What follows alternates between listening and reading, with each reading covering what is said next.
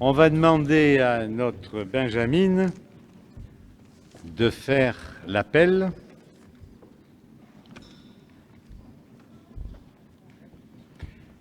Non, appuie sur le bouton blanc. Voilà. Et là, c'est allumé rouge. Super. Regarde là. Voilà. Super. Alors, bonsoir à tous. Richard Mallier. Présent. Mathieu Pietri. Présent. Corinne Lemeu. Yann Pertuzel. Christine Sicardi. Thomas Bergère. Sophie Suras. Stéphane Piracini. Maëva Gautelier. Joseph Cassaro. Roger Mossé. Dominique Pièche. Pouvoir, pardon. Alain Auxerre. Pierre Maroc. Pouvoir. François Dognaud. Evelyne Louis. Véronique Garnier. Catherine Bienfait. Marie-Christine Rodriguez. Catherine Foulon. Marie-Pierre Vitiello. Florian Paris. Christelle Kégine. J'ai un pouvoir. Patricia Coty. Jean-François Kerr. Julien Esterini. Camille Guédot présente. Hervé Kella. Jean-Pierre Laffineur.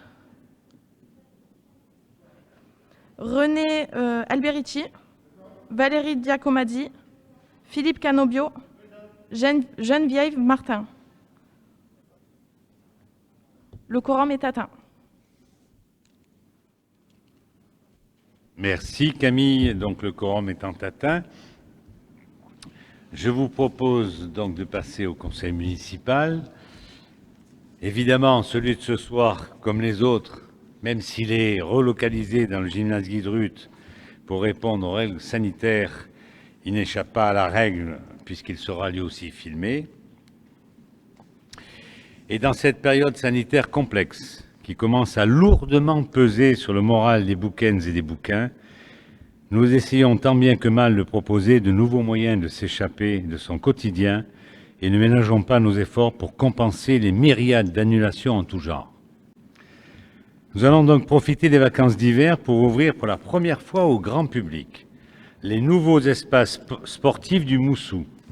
Donc ce samedi et dimanche, ainsi que les prochains, la semaine, fin de semaine prochaine, donc samedi et dimanche, donc ça sera les 27 et 28 février et les 6 et 7 mars, nous ouvrirons au grand public ces espaces. Vous pourrez venir profiter de ces équipements de 8h30 à 17h30 pour faire un basket, une partie de foot ou de ping-pong, un beach volley ou encore une partie de pétanque et finir par un tour de parcours de santé. Attention, l'accès à cet espace est réglementé.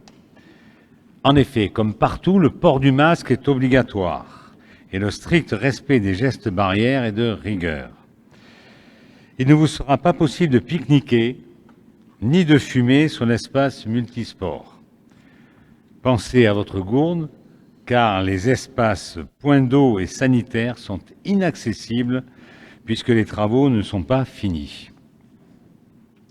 Nous avons également pensé au bel âge, puisque grâce à la délibération du dernier conseil municipal, l'ensemble des seniors bouquins sont devenus gratuitement adhérents de l'entraide Solidarité 13, leur offrant un large panel d'activités totalement gratuites pour cette année. Ils peuvent donc bénéficier de nombreux contenus digitaux, cours de gym, cours de danse, de langue, initiation à l'œnologie, etc., etc., ainsi que des services pour les aider à faire leurs courses, surmonter les pannes informatiques, les assister dans du petit bricolage ou encore du transport à la demande. Un courrier de l'ES13 leur parviendra prochainement pour détailler cette offre de service gratuite et leurs interlocuteurs.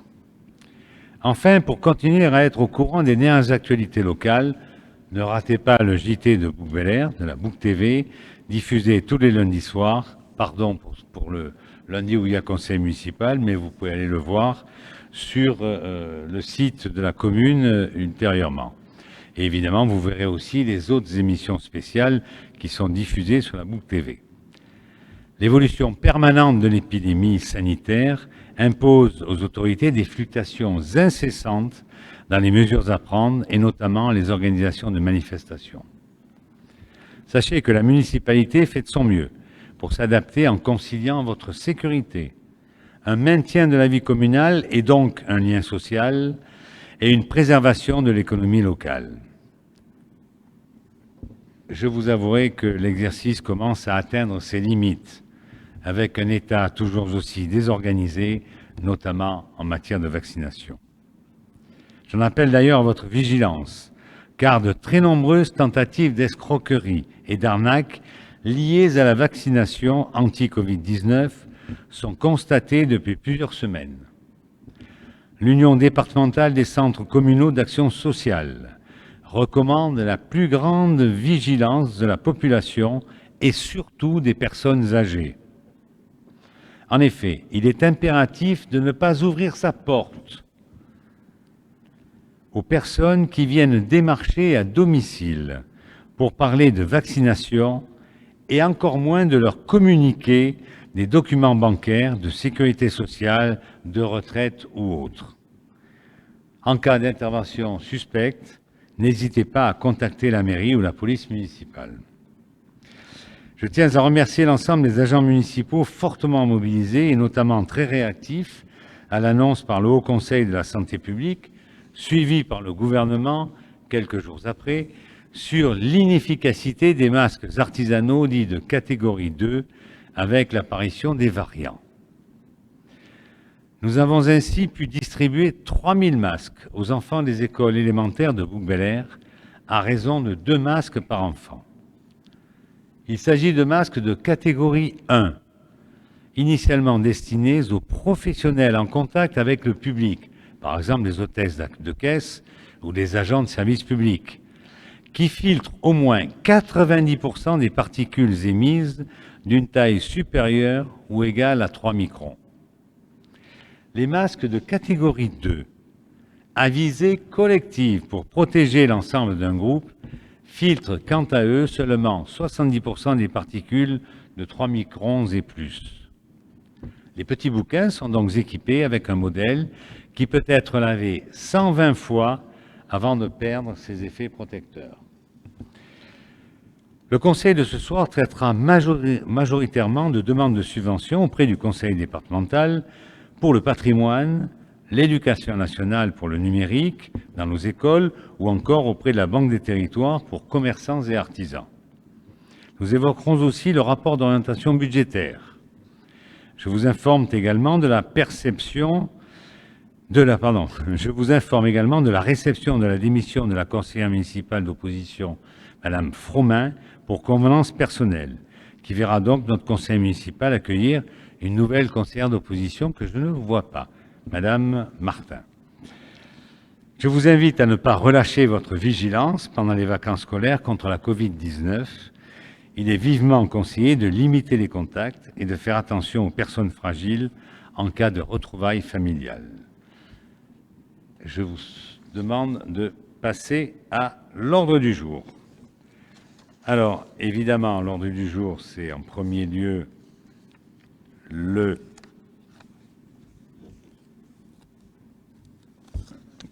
compte-rendu du dernier conseil municipal. Donc, vous l'avez reçu en son temps. Je rappelle qu'il est toujours aussi succinct. Est-ce que vous avez des remarques ou observations là-dessus? Il n'y a pas de remarques, pas d'observations? Donc, je le considère comme adopté. Je vous remercie.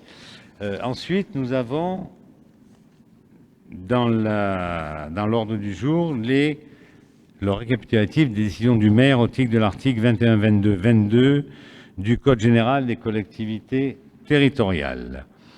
Eh bien, nous avons juste une décision, c'est la numéro 2021-002 du 3/2/2021, qui est la convention avec Nostalgie, Bouches-du-Rhône, dans le cadre de la mise en place d'un rapport de communication de la 36e édition des Boucles Bel Air, qui doivent avoir lieu le 30 mai. D'ici là, on a déjà signé cette convention, je vous l'accorde. avec donc nostalgie, mais évidemment ne sera mise en application que si la manifestation a lieu. Mais nous le saurons, à mon avis, que dans quelques semaines seulement. Est-ce que vous avez des questions là-dessus? Pas de questions, merci. Ensuite, nous avons renouvellement du contrat d'objectif de l'association de l'école de musique pour la période du 1er janvier 2021 au 31 décembre 2023. Le rapporteur est Mathieu Pietri. Oui, merci, monsieur le maire. Donc, effectivement, nous vous proposons, dans le cadre du soutien de l'action culturelle et des associations sur la commune, cette convention avec l'école de musique. C'est un renouvellement qui sera sur les années 2021, 2022 et 2023. Elle a repris, ce renouvellement a repris ce qui existait préalablement et a été amendé sur quelques points. On a mis l'accent sur le soutien à l'initiation du jeune public, le 4 à 6 ans, donc la volonté de la commune d'avoir ce soutien pour le jeune public. Nous avons pris en compte dans la convention également les subventions indirectes mises à disposition de locaux. Nous avons pris également en compte les disciplines enseignées en annexe, c'est-à-dire la chorale classique, mais également les big bang et philharmoniques. Donc tout ça a été mis en place, a été signifié dans le cadre de la convention, et également tout notre soutien et le retour qu'on attendait sur le développement du travail avec les communes voisines pour organiser les ensembles instrumentaux. Voilà, donc ce contrat permet de formaliser notamment donc, les missions et objectifs qui fondent le partenariat, les moyens nécessaires à l'accomplissement de ces missions et objectifs, les procédures de suivi du contrôle de l'usage des fonds publics et d'évaluation, bien évidemment, puisqu'il y a une clause de revoyure annuelle qui est prévue dans le cadre du contrat. Et ce contrat fait état d'une subvention directe de 45 000 € par an et a reçu un avis favorable de la Commission Culture et Patrimoine du 14 janvier 2021. Question à Mathieu Pietri sur cette délibération. Pas de questions. Je mets aux voix cette délibération. Est-ce qu'il y a des voix contre? Il n'y en a pas. Est-ce qu'il y a des abstentions non plus? Unanimité, je vous remercie. Délibération suivante, c'est toujours Mathieu Pietri, qui va nous parler d'une demande de subvention auprès du conseil départemental pour une aide à la conservation des monuments historiques. Oui, en effet, vous vous souvenez que lors du conseil municipal du mois de juin, nous avions voté une délibération concernant l'ouverture d'une ligne pour la subvention du département et de la DRAC pour la désinfestation de l'église. Il y a deux techniques pour cela, soit par gel et anoxie, soit par fumigation. Le plus cher étant le gel et anoxie. Nous avions ouvert la ligne de subvention pour l'anoxie et le gel. Aujourd'hui, on a avancé notamment avec les riverains, parce que qui dit fumigation dit zone libérée de tout occupant, une zone de 30 mètres autour de l'église. Nous avons avancé avec les riverains. Nous avons voté une convention à proposer aux riverains pour l'évacuation et le relogement durant la fumigation de l'église. Donc, nous vous proposons ce soir, dans le cas du département, le département exige que la subvention votée au conseil départemental soit l'exact reflet de la facture qui sera payée par la commune. Donc, nous vous proposons de mettre en adéquation le devis qui sera facturé, bien évidemment, de la société qui a été retenue pour faire la fumigation, d'un montant de 36 494 € TTC, ce qui refait un plan de financement de 15 206 € hors taxe à charge du conseil départemental, et 15 206 € hors taxe pour la ville de Bouc-Béliard.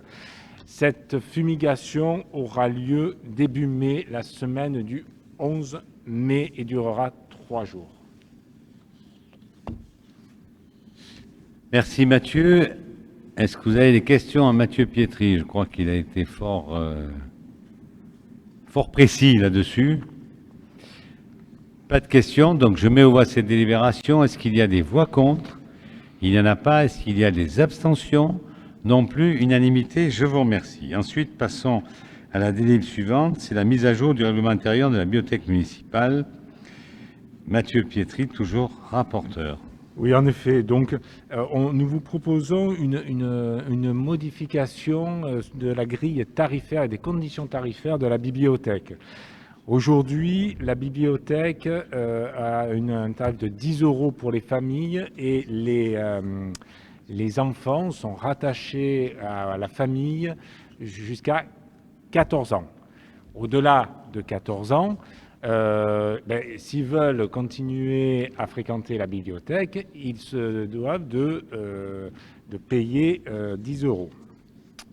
Aujourd'hui, donc, ce que nous vous proposons, c'est on fait un constat qu'il y a une déperdition. Entre 14 et 18 ans, on perd pas mal d'adolescents qui, effectivement, pour plusieurs raisons. La première étant qu'il n'y a pas de coin, de pièces dédiées à cet âge. C'est-à-dire qu'aujourd'hui, la bibliothèque est organisée de telle façon que les documents qui sont pour cet âge sont dans la même pièce que ceux pour les enfants, ce qui, effectivement, au vu de l'âge, ne permet pas vraiment aux adolescents de faire la démarche de venir. Donc, ce que nous vous proposons, c'est une politique d'attractivité pour ces enfants, ces adolescents, avec plusieurs axes. Le premier, c'est un réaménagement de la bibliothèque avec un coin dédié pour les adolescents et l'accès à des outils informatiques qui soient dédiés et pour ces adolescents, et en pendant d'élargir la gratuité, c'est-à-dire de permettre à ces adolescents de fréquenter la bibliothèque jusqu'à 18 ans. Jusqu'à 14 ans, donc, ils sont sur la carte des parents, et de 14 à 18 ans, ils auront la gratuité. Donc, ils pourront venir jusqu'à 18 ans fréquenter la bibliothèque gratuitement.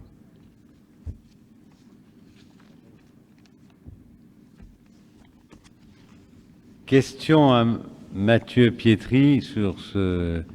Oui, vous avez la parole. Alors, je vous précise que vous appuyez sur le bouton blanc. Vous ne touchez pas les fils, mais vous appuyez sur le bouton blanc et vous avez la lumière rouge qui est allumée là. Et dans ce cas-là, vous êtes branché, vous pouvez parler.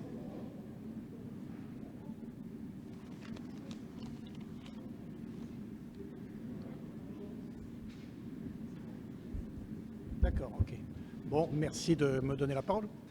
Je ne sais pas ce que représentent exactement les 10 € par inscrit. Parlez plus près du micro parce que on vous entend mal. Parlez plus près du micro. Je suis tout près. Hein. Voilà, comme ça. Ah, très bien. Voilà. Donc, je disais, je ne sais pas ce que représentent exactement les cotisations actuellement. Vous dites 10 € par famille, si j'ai bien compris. Au total, je ne sais pas combien il y a d'inscrits et si c'est significatif pour le budget de la ville. Mais je me demande si on ne pourrait pas étendre aux jeunes jusqu'à 25 ans, sachant qu'aujourd'hui, la gratuité, je veux dire, sachant qu'aujourd'hui, les étudiants sont parmi les populations qui ont le plus souffert de la situation actuelle, et souvent ceux qui ont le plus besoin de bibliothèques. Donc, nous serions favorables à une gratuité jusqu'au moins 25 ans. D'ailleurs, je me suis laissé dire, mais je ne sais pas si c'est exact, qu'autrefois, la bibliothèque était gratuite pour tout le monde. Je ne sais pas quelle période, mais bon. En tout cas, voilà, est-ce qu'on ne pourrait pas ajuster jusqu'à 25 ans? Oui, alors l'idée, effectivement, on en a parlé. L'idée est de faire un test sur les adolescents jusqu'à 18 ans. Pourquoi? Parce que en général, ils sont donc dans le cycle de première, seconde, terminale, ils habitent chez les parents, et donc ils restent quand même dans le mouvement qu'ils ont connu. Ensuite, au-delà de 18 ans, ils passent en faculté avec les bibliothèques universitaires, etc. C'est autre chose. On ne se ferme pas la porte. La première étape pour nous, c'est de dire on va travailler sur ce segment d'âge qui est très spécifique. On va abonder le fonds aussi, puisqu'il faut que le fonds soit attractif pour les jeunes et les adolescents. Et on verra un petit peu ce qu'il advient. Ensuite, effectivement, au constat qu'on aura fait, on ne s'interdit pas de réfléchir et de voir si on peut faire gratuit jusqu'à 22, 21, 22, 23, 24 ans, 25 ans. Mais pour l'instant, on a ciblé cette population et on essaie vraiment de coller vraiment aux besoins et aux attentes qui sont spécifiques jusqu'à 18 ans.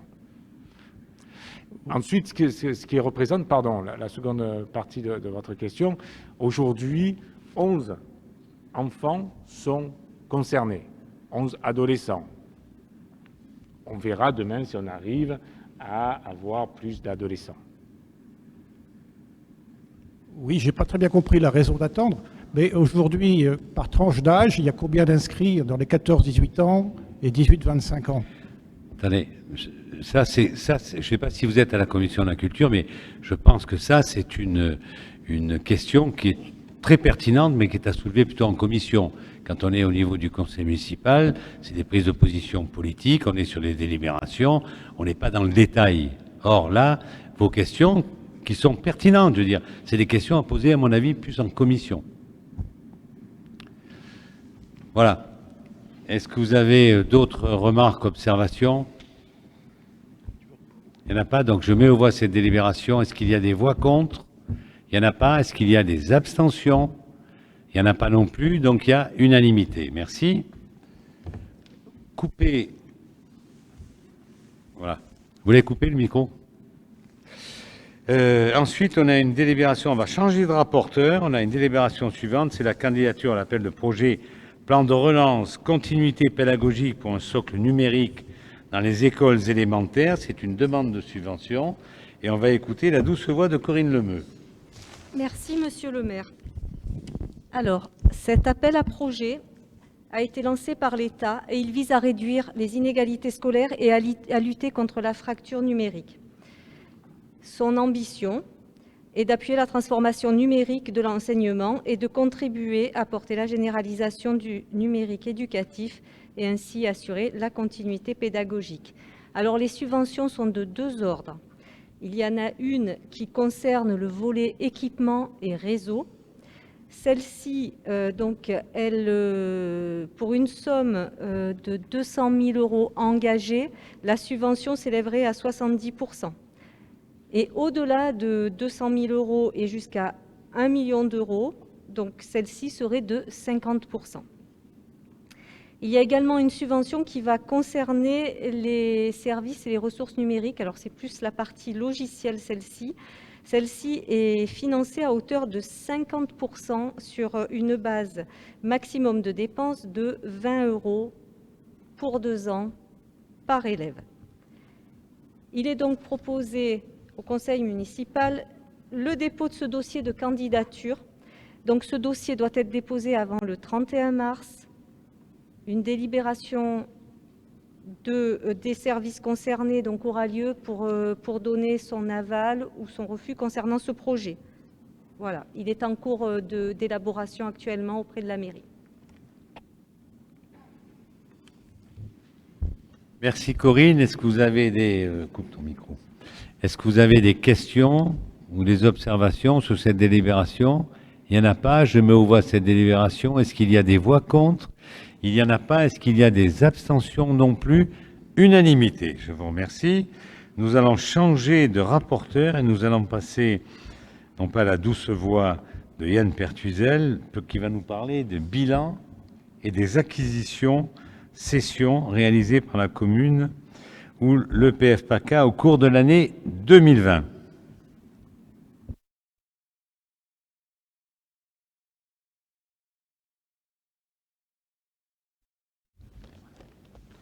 Voilà, c'est bon. Bon, effectivement, j'aurais pas une voix aussi douce que Corinne, hein, je m'en excuse. Bonsoir à tous. Alors, cette délibération, hein, c'est une délibération qui est prise chaque année. Hein, on doit approuver le bilan des acquisitions et des cessions de terrain par la commune, mais également par l'établissement public foncier PACA, l'EPF PACA. Et en l'occurrence, s'agissant de l'EPF PACA, il n'y en a pas eu en 2020. Et s'agissant de la commune, il n'y a pas eu de cession, il n'y a eu que des acquisitions. Donc vous avez été destinataire de l'état des acquisitions. Ça concerne 4 terrains non bâtis, dont 3, c'était des acquisitions en vue de régulariser des situations de voirie. Et la 4e acquisition donc, de terrain non bâti, ça concerne le terrain donc, des consorts Ray, hein, qui a été acquis par la commune, et ça a fait l'objet d'une délibération en juillet, donc le 10 juillet 2020, donc pour un montant de 163 861 €.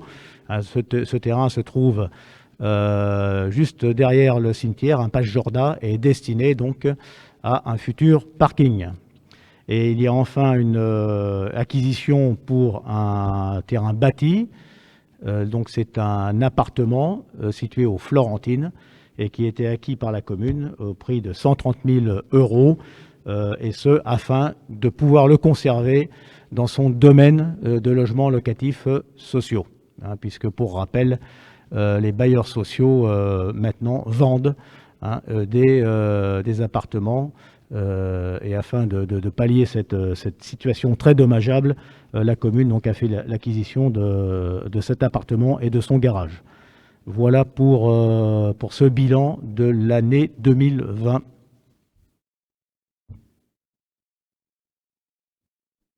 Merci Yann. Est-ce que vous avez des questions à poser à Yann Pertuzel là-dessus? C'est en fait, on n'a pas d'ailleurs à voter, hein, je crois, là-dessus. Là. Le conseil donne acte, on prend acte de ce qui a été fait par la commune, c'est normal, hein, c'est une information à donner à l'ensemble des conseillers municipaux. Passons à la délibération suivante, c'est la désaffectation et le déclassement d'une partie des parcelles communales cadastrées BA numéro 79 et 80 au lieu dit Terre Blanche et d'une superficie de 399 mètres carrés. Alors cette délibération en fait va être directement liée avec la suivante. Donc on va commencer donc par le commencement. Donc il s'agit de terrains qui se trouvent carrière du Moulin. Donc tout le monde, je pense, se situe l'ancien moulin. Et à l'occasion donc d'un transfert de propriété, il a été constaté qu'une partie du terrain était utilisée par l'ancien propriétaire, alors qu'il appartient à la commune. Donc nous sommes mis d'accord avec ce propriétaire. Donc il faut d'abord désaffecter cette parcelle qui est de 399 mètres carrés, en fait, qui se trouve sur 2 parcelles, sachant que ces parcelles ne sont pas utilisées, hein, ce sont celles qui servent à l'assiette foncière du complexe des Terres Blanches et de l'école des Pins. Donc ces 399 mètres carrés vont être désaffectés et ensuite donc déclassés du domaine public, c'est l'objet de la délibération, déclassés du domaine public pour tomber dans le domaine privé de la commune. Voilà pour cette délibération avant de passer à la suivante. Merci Yann. Est-ce que Yann a été assez clair? Je le pense, mais on ne sait jamais. Est-ce que vous avez des questions, des observations là-dessus? Eh bien écoutez, je mets aux voix cette délibération. Est-ce qu'il y a des voix contre? Il n'y en a pas. Est-ce qu'il y a des abstentions? Non plus. Unanimité, je vous remercie. Passons à la suivante, qui est une conséquence d'ailleurs de celle-là. Alors, eh bien, donc, maintenant que ces 399 mètres carrés sont tombés dans le domaine privé de la commune, nous sommes en droit de vendre ces 399 mètres carrés au nouveau propriétaire du moulin, en l'occurrence M. Thomas Erwan. Donc, l'estimation a été faite auprès des domaines au prix de 15,14 € le mètre carré, et donc ces 399 mètres carrés sont vendus à M. Thomas Erwan au prix de 6 040,86 €. Et cette cession fera bien sûr l'objet du bilan annuel 2021 des acquisitions et cessions.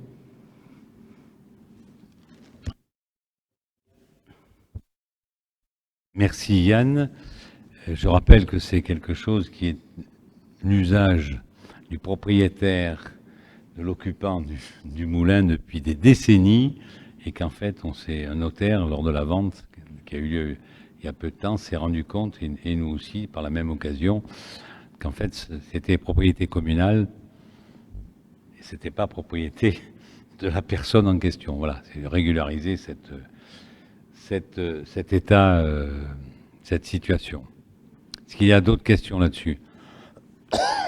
Bon, pas de questions, je mets aux voix cette délibération. Est-ce qu'il y a des voix contre? Il n'y en a pas. Est-ce qu'il y a des abstentions? Non plus. Unanimité, je vous remercie. Nous allons changer de rapporteur, puisque nous allons passer à Sophie Suras, qui va nous parler du rapport d'orientation budgétaire 2021. Vous savez ce que nous devons faire dans les 2 mois qui précèdent le vote du budget. Sophie, tu as la parole. Merci, Monsieur le maire. Donc, vous avez tous reçu le rapport complet. Je vais donc aller à l'essentiel. C'est l'article L2312-1 du Code général des collectivités territoriales qui prévoit l'organisation et la tenue d'un débat d'orientation budgétaire.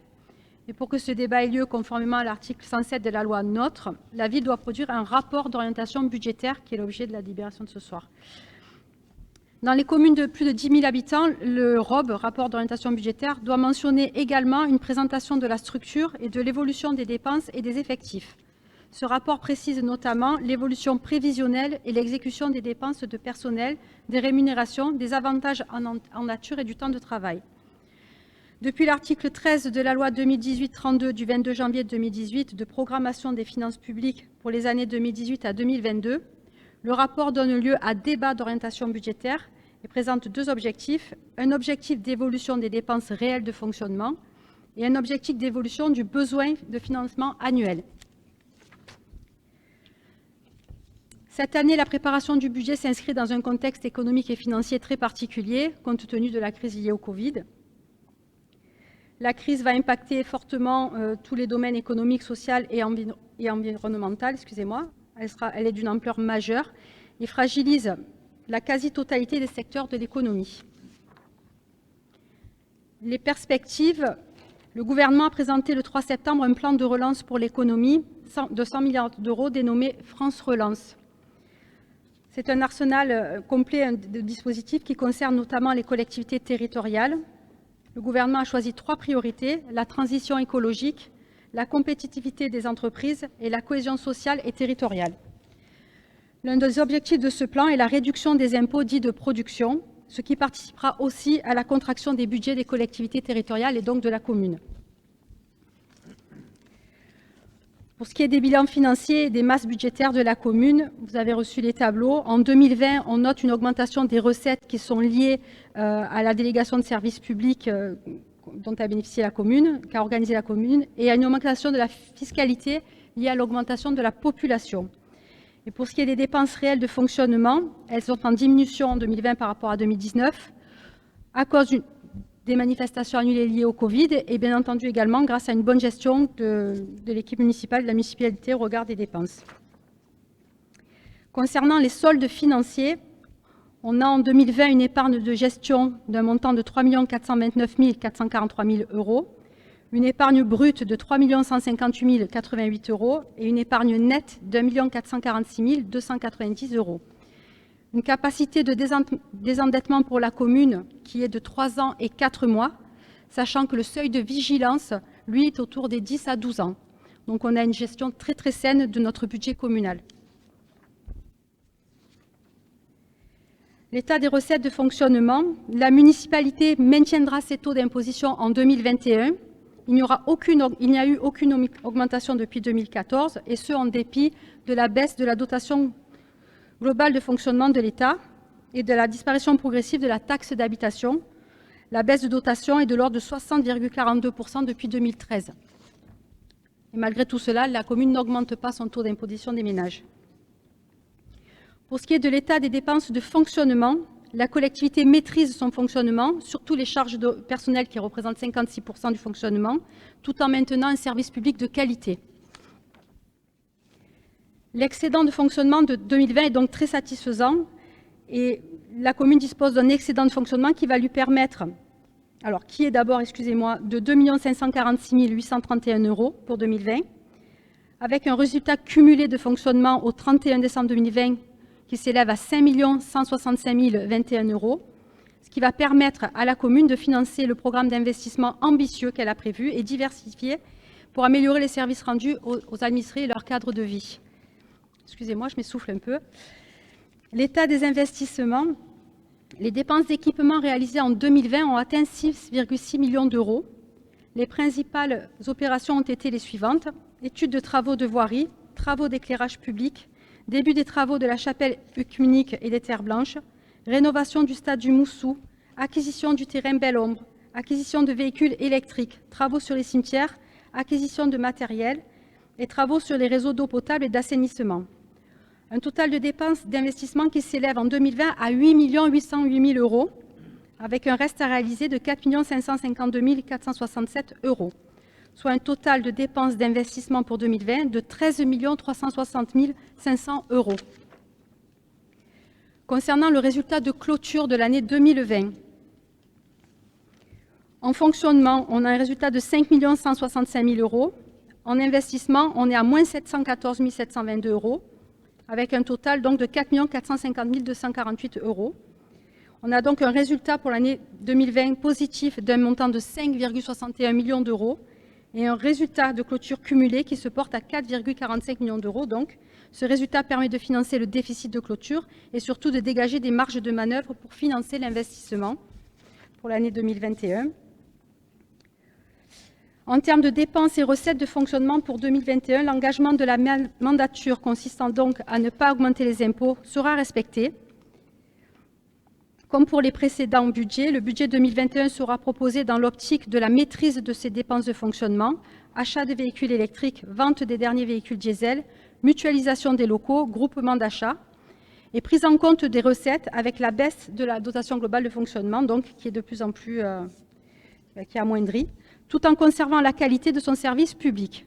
Le principe de faire mieux avec moins implique une subtile combinaison d'optimisation et d'économie dans un souci de performance.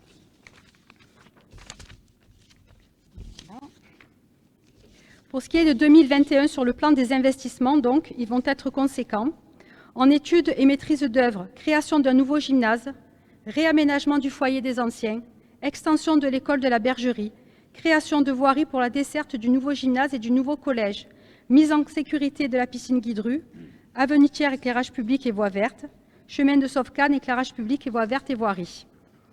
Concernant les travaux, réception des travaux de réaménagement de la chapelle œcuménique, réception des travaux de réaménagement des Terres Blanches, l'avenue-tière, l'installation de la fibre pour les bâtiments communaux, travaux divers dans les écoles, travaux de voirie et d'aménagement urbain sur l'ensemble du territoire communal, travaux d'éclairage public, mise en accessibilité de travaux de bâtiments communaux, travaux de mise en sécurité de la piscine Guidru. Ces projets seront financés par des subventions, l'autofinancement et le recours à l'emprunt, et une partie de ces travaux structurants sera réalisée avec l'aide du conseil départemental et de la métropole. C'est terminé. Merci.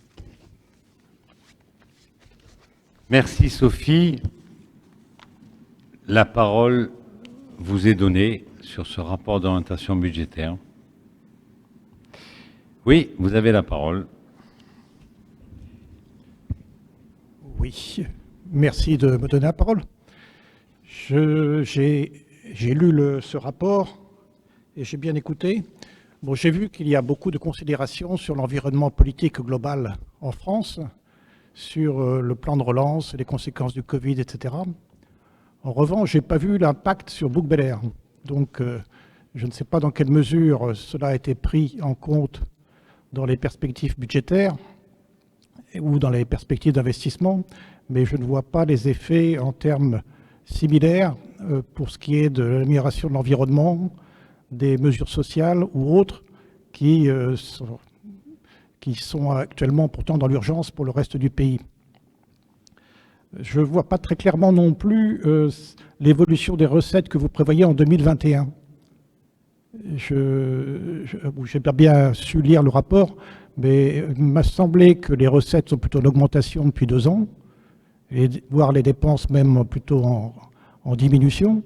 Donc ça nous donne une marge de manœuvre supérieure d'année en année.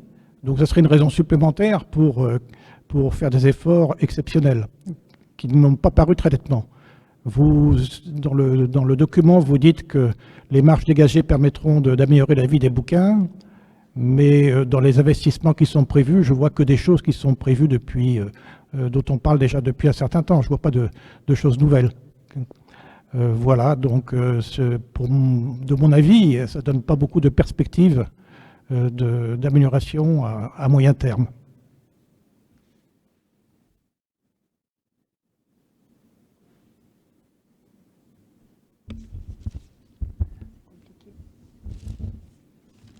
Excusez-moi, je cherche dans le rapport global comment expliquer en quoi le plan de relance va impacter le budget des collectivités territoriales. Je vais vous dire ça de suite.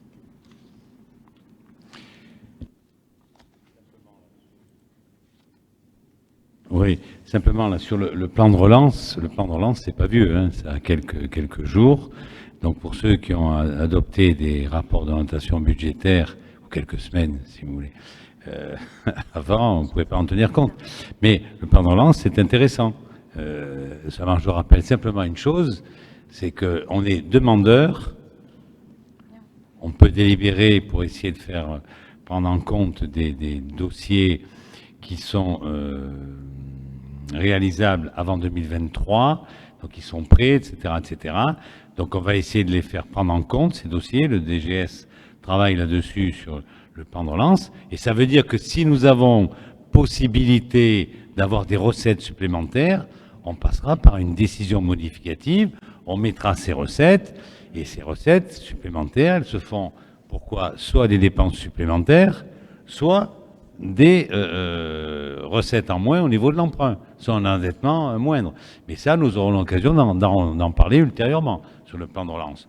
Aujourd'hui, nous continuons, c'est vrai, ce que nous avons fait depuis 2020, qui est un autre projet électoral, à savoir que nous continuons, on finit le dossier des terres blanches, on finit le dossier de la Chapelle-Luc-Éminique, on finit le stade du Mousseau, je vous l'ai dit tout à l'heure, etc., etc. Mais à côté de ça, on a d'autres chantiers qui vont commencer ou qui sont en cours. Je pense à la fibre que vous avez évoquée.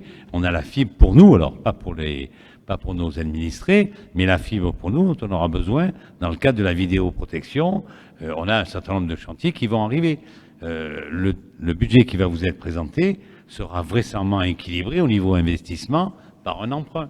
Si, encore une fois, le plan de relance, parce qu'il est conséquent au niveau de la France, mais sur la métropole, nous avons voté 2 milliards pour la métropole Aix-Marseille-Provence. Le plan de relance au niveau national, il est, je crois, de 200 milliards, non, c'est ça 100 milliards d'euros. Pardon 100 milliards d'euros. 100 milliards, oui, j'ai même dit, oui.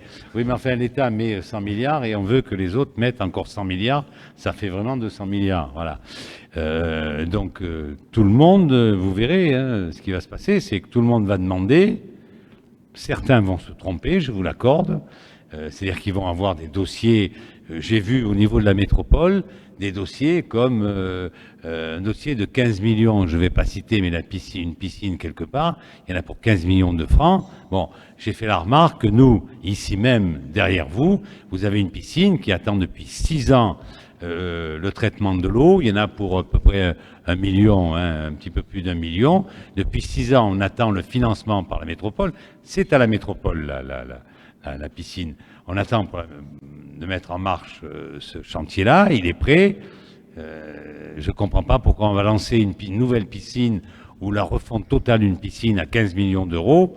Ça ne sera jamais fait d'ici 2023. Par contre, on peut penser que la nôtre, celle qui est ici à Guidrut, elle sera faite d'ici 2023, puisque le chantier attend depuis 2015. Bon, avec les interrogations qui se sont posées depuis 2015 sur métropole, pas métropole, est-ce qu'on y va, est-ce qu'on n'y va pas, enfin bon, peu importe le truc.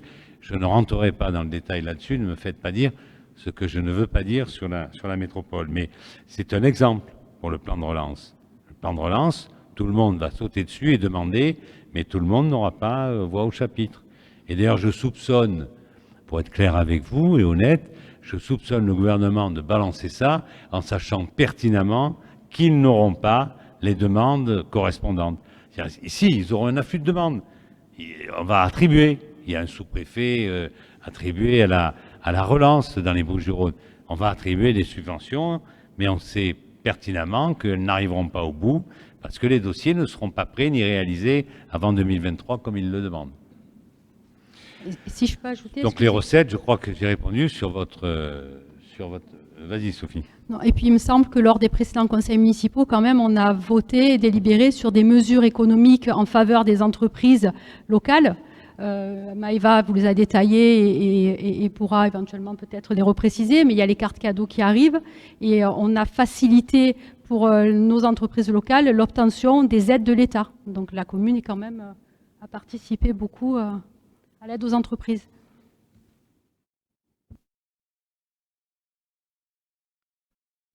Autre intervention? Bon, il faut qu'on le vote, ce rapport-là.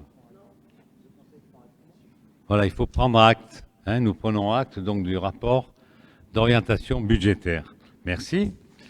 Ensuite, nous passons à la délibération suivante. Nous allons donner la parole à Thomas Bergère, qui va nous parler de la demande de dotation de soutien à l'investissement local pour la rénovation énergétique de l'école maternelle de La Salle. Merci, Monsieur le maire. Donc, je vous soumets une demande de dotation de soutien à l'investissement local pour la rénovation énergétique de l'école maternelle de La Salle sur l'exercice 2021. À noter que la commune souhaite engager une rénovation énergétique complète de l'école. La première étape de cette rénovation consistera sur 2021 à reprendre la totalité des menuiseries de l'école maternelle. Menuiseries qui sont aujourd'hui en simple vitrage et qui seront passées évidemment en double vitrage basse émissivité. Le budget de l'opération est estimé aujourd'hui à 133 295 € hors taxes. L'État prenant en compte 70% de cette somme. Ça suffit. Merci Thomas. Est-ce que vous avez des questions à poser, des observations, des remarques sur cette délibération? Il n'y en a pas. Donc je mets aux voix cette délibération. C'est normal, hein, c'est une demande de subvention. Je sais que tout le monde est d'accord pour avoir les subventions. Donc je mets aux voix cette délibération. Est-ce qu'il y a des voix contre? Est-ce qu'il y a des abstentions? Non plus. Donc unanimité. Je vous remercie. Ensuite, Thomas va continuer pour nous parler encore d'une demande de subvention auprès de la Banque des Territoires sur les... Non, pardon.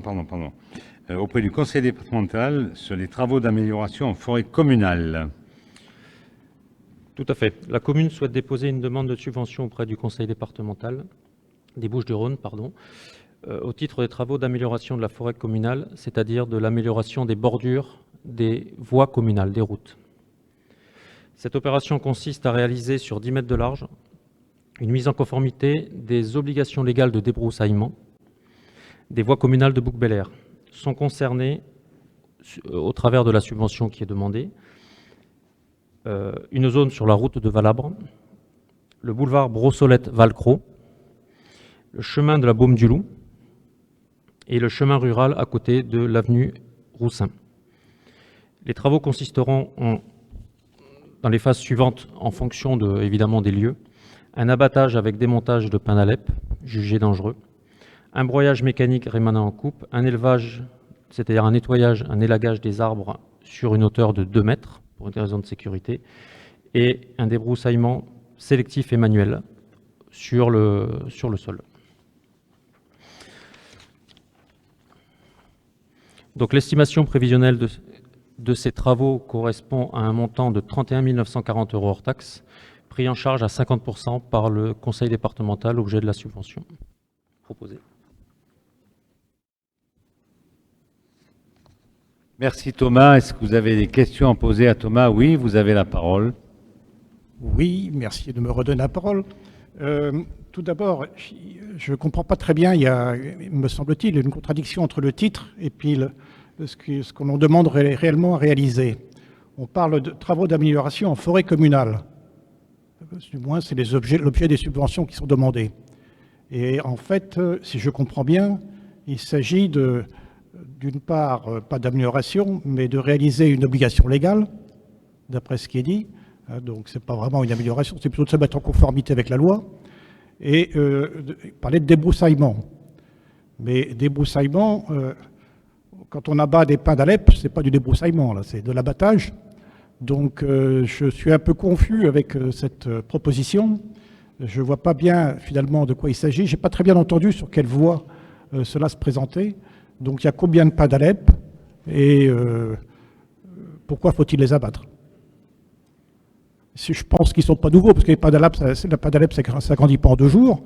Donc, tout d'un coup, qu'il faille débroussailler, comme on dit, des voies de la ville, vraiment, j'ai du mal à comprendre. Alors, les zones qui sont concernées, je répète, sont route de Valabre, boulevard Brossolette-Valcro, c'est-à-dire au-dessus du quartier de la Monine, le chemin du Baume du Loup, à côté de la D59, et le chemin rural à proximité de l'avenue André Roussin. Donc, concernant l'abattage qui est concerné, je n'ai pas le chiffre en tête, je suis désolé, sachant que ces travaux seront réalisés en maîtrise d'œuvre. Donc on va avoir une maîtrise d'œuvre qui va être nommée pour justement proposer l'aménagement, le nettoyage qui est prévu. Les 4 types de travaux que je vous ai donnés sont à titre informatif. Évidemment, on ne parle pas de débroussaillement uniquement au sol. On n'est pas sur du débroussaillage ou du débroussaillement, désolé, typique comme vous semblez l'énoncer. On va être sur la sécurisation de bordures de voies.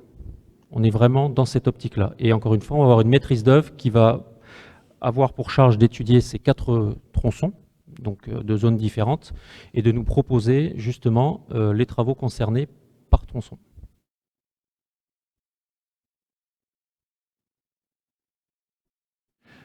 Voilà, Thomas Bergère vous a répondu. Donc je mets aux voix cette délibération. Il s'agit d'une demande de subvention que vous verrez tous les ans. Hein, donc c'est quelque chose de classique, ça se fait sous l'égide de l'ONF. Donc je mets aux voix cette délibération. Est-ce qu'il y a des voix contre?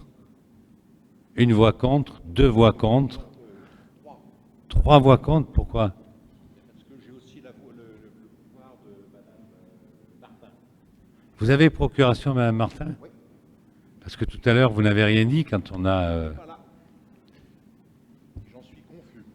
D'accord. Vous allez, Corinne, vous allez prendre la procuration, s'il vous plaît. Donc, 3 voix contre. Est-ce qu'il y a des abstentions?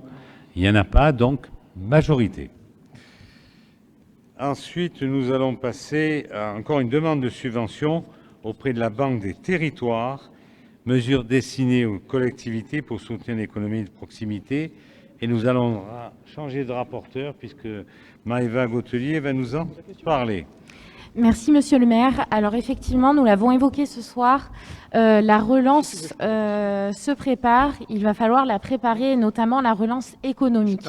Cette relance économique sur la commune peut se faire en adéquation avec une gestion cohérente des finances communales. Et c'est pour ça d'ailleurs que ce soir, il est proposé à l'Assemblée délibérante de voter en faveur de 3 demandes de subvention. La première demande de subvention consisterait auprès de la Banque des Territoires à demander une certaine somme, donc 20 000 € pendant 2 ans, dans la limite de 80% du coût du poste, pour le recrutement d'un manager centre-ville qui serait là pour accompagner les entreprises et pour pouvoir toujours être au plus proche d'elles. Donc ça ferait un total de 40 000 € sur 2 années.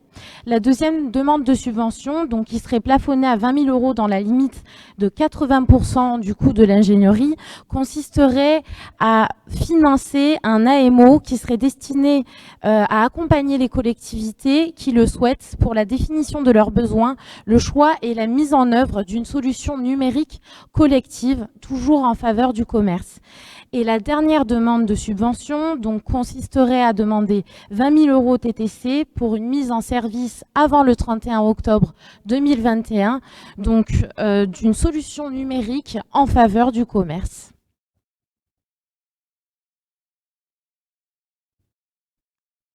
Merci Maëva. Est-ce que vous avez des questions à poser à Maëva Gautelier?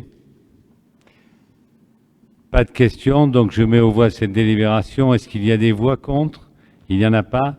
Est-ce qu'il y a des abstentions? Il n'y en a pas, donc unanimité. Je vous remercie. Ensuite, nous allons passer aux questions diverses. J'ai reçu une question diverse. Alors, c'est du groupe Canobbio, c'est ça? Philippe Canobbio. Messieurs Canobbio, Alberici et Madame Giacomazzi, vous nous avez posé une question qui fait 1 page. C'est pas des questions, ça, je veux dire. C'est plutôt un rédactionnel. Donc, au début, on avait compris que vous vouliez le mettre dans la revue. Ce que vous avez le droit de mettre dans la revue. Comme vous ne donnez jamais rien, peut-être que c'est l'occasion de le mettre dans la revue.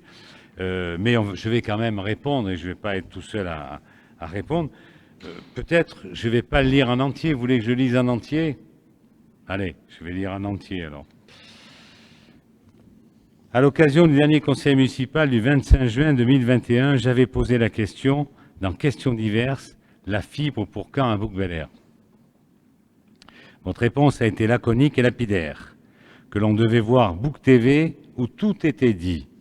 Pourtant, il me semble que suite à ce reportage, l'ensemble des Bouquins peuvent et doivent se poser beaucoup de questions. Et beaucoup n'ont pas de réponse. En effet, vos promesses de campagne 2015, la fibre optique pour la totalité des Bouquins avant 2020, indiquaient que la fibre serait dans tous les foyers qui le demandent. Keneni, Bouc-Bel-Air est classé 788e sur 928 grandes villes. Le déploiement de la fibre traîne à Bouc-Bel-Air. Pourquoi? Comment peut-on se satisfaire des réponses, ou plutôt des non-réponses de Mme Scotto-Arnaud, directrice des relations avec les collectivités pour l'opérateur Orange et responsable PACA Orange, l'opérateur historique? Elles sont inacceptables. C'est prendre les Bouquins en otage. Ce n'est pas notre faute pour le retard, dit-elle. Bientôt la faute à la métropole, au Covid, aux maires des communes voisines, au dérèglement climatique, aux ouvriers qui travaillent lentement. Point de suspension. Comment peut-on se satisfaire des approximations de Mme Scotto-Arnaud? Pas d'engagement pour la durée de la part d'Orange, mais de nombreuses communes dépassent allègrement Bouc-Bel-Air. Beaucoup de frustration. Pourquoi? À titre personnel, alors je ne sais pas quel est le signataire, puisque c'est signé par 3 élus. À titre personnel, regarder Bouc TV est une véritable sinécure. Le temps de téléchargement est très long. Certes, on dit souvent que les cordonniers sont les plus mal chaussés. En effet, on peut dire cela des habitants de Malberg, les Hauts de Malberg, de la rue Jean-Louis Calderon. Pourtant, Bouc-Bel-Air devrait être la première commune du département couverte à 100% par la fibre. On en est loin. Quant à la solution du routeur 4G, je n'ai pas attendu de regarder Book TV.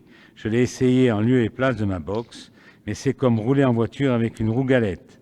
Juste bon pour aller sur la messagerie, mais pour le travail à domicile ou le téléchargement, c'est mettre un pansement.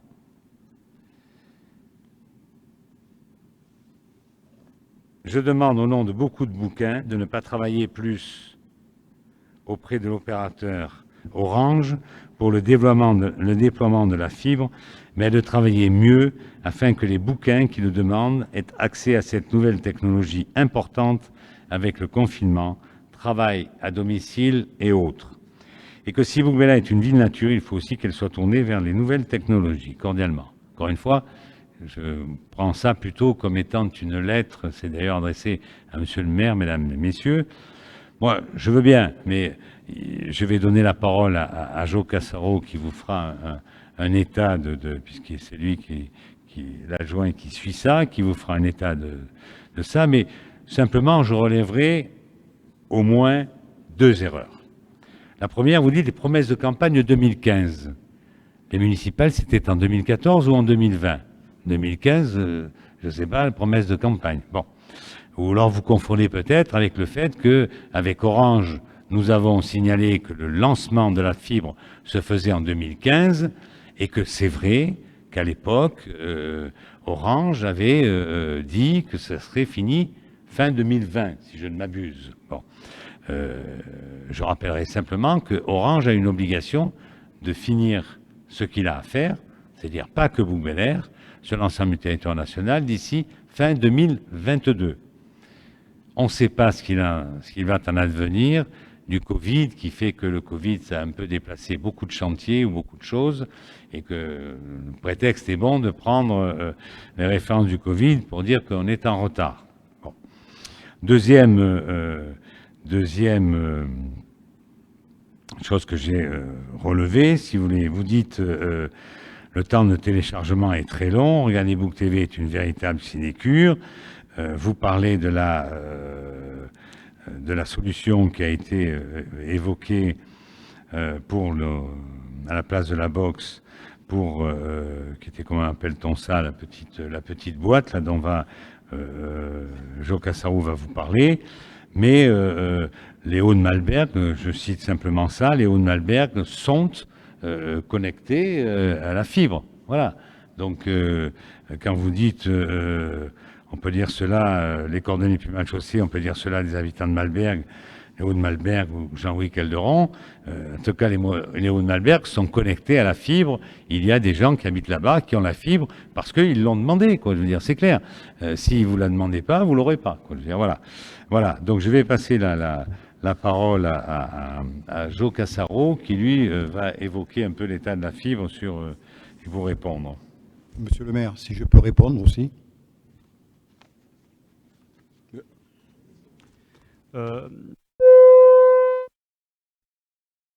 Vas-y. Voilà. Merci, monsieur le maire. Plusieurs points, je répondrai à la fin, à la partie de la box. Sur le premier point, juste un état sur le nombre de foyers qui sont aujourd'hui éligibles. On a 61 des foyers bouquins qui sont éligibles à ce jour. Tous les jours, bien sûr, vous n'êtes pas sans savoir, puisque vous passez dans la commune, qu'il y a des chantiers qui sont ouverts. Ça veut dire qu'on a un trend actuellement qui est soutenu, qui est sans doute encore inférieur à ce que pourraient attendre certains, mais qui fait partie des communes qui ont le plus de connexions mensuelles. On a augmenté la cadence. Quand vous dites travailler mieux ou différemment, je ne sais pas ce que vous attendez par là, mais ce qui est certain, c'est que nous avons un comité de suivi avec Orange et ses prestataires pour suivre les connexions qui sont réalisées au mois le mois et les difficultés qui sont rencontrées. Donc ça, c'était juste pour faire un état des lieux de comment on fonctionne et de là où nous en sommes. Concernant la partie de solutions que nous proposons, que nous avons proposé, alors quand je dis nous avons proposé, on ne l'a pas inventé, hein, on le partage avec vous. Ceci étant, ça permet de proposer des solutions qui permettent de compenser et d'attendre que les foyers soient connectables et donc éligibles. vous rencontrez des difficultés. Alors, j'en suis surpris puisque les essais que nous avons réalisés fonctionnent plutôt bien. Ce qui explique certainement les difficultés que vous avez rencontrées, c'est que quand vous utilisez une box 4G, vous y rentrez une carte SIM avec un opérateur et que tous les opérateurs de la commune ne sont pas avec le même débit 4G en fonction des antennes qu'ils ont déployées. Vous avez très certainement utilisé deux choses. Soit une box qui n'avait pas le débit suffisant, puisqu'il en existe plusieurs en fonction des attentes que vous en avez. Soit vous n'avez pas utilisé l'opérateur qui était le plus présent et le plus prégnant sur la zone et capable de vous donner le meilleur débit. Nous avons proposé, si vous avez, apparemment vous avez regardé la Book TV, nous avons proposé de passer par un prestataire qui est sur Book Bel Air pour vous aiguiller et vous donner le bon opérateur. Enfin, en tout cas, quand je dis le bon opérateur, c'est celui qui a le meilleur débit en fonction de votre zone d'habitation. Sans doute qu'il serait utile que vous lui posiez la question pour avoir un meilleur débit. Et pour finir, les box qui sont proposées, enfin quand on dit box, ce sont des boîtiers, je le répète, existent en plusieurs versions. Pour quelqu'un qui veut travailler, la version moyenne et standard suffit. Si vous voulez jouer en ligne et si vous avez des enfants qui jouent en ligne, je vous concède volontiers que ça risque d'être un peu limité, mais y compris d'ailleurs quand vous avez la fibre, ça peut vous arriver aussi.